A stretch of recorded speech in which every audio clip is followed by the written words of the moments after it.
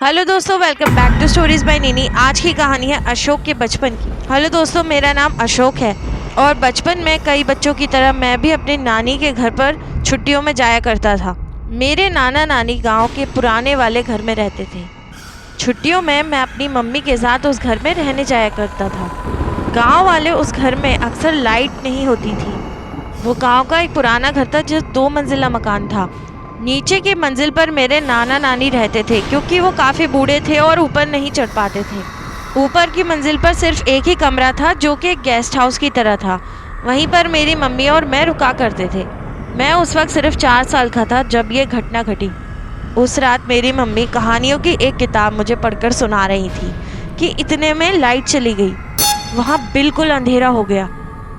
मेरे नाना नानी नीचे आराम कर रहे थे। मेरी मम्मी ने कहा कि मैं अभी बाहर जाकर कैंडल लेकर आती हूँ और मैंने अपनी मम्मी के कदमों की आवाज़ सुनी। वो कमरे से बाहर गई और सीढ़ियों से उनके उतरने की भी आवाज़ आई। वो नीचे जाकर कैंडल लेने गई थी। मैं बिस्तर पर लेटा हुआ था, मेरा एक हाथ कंबल के बाहर था कि तभी इतने में मुझे एहसास हुआ जैसे किसी ने मेरे हाथ को छुआ।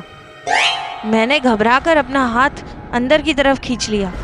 कमरे में एकदम अंधेरा था, लेकिन मुझे पूरा विश्वास था जिस किसी ने भी मेरा हाथ छुआ वो कोई इंसान था। मैं आंखें बंद करके भगवान को याद करने लगा।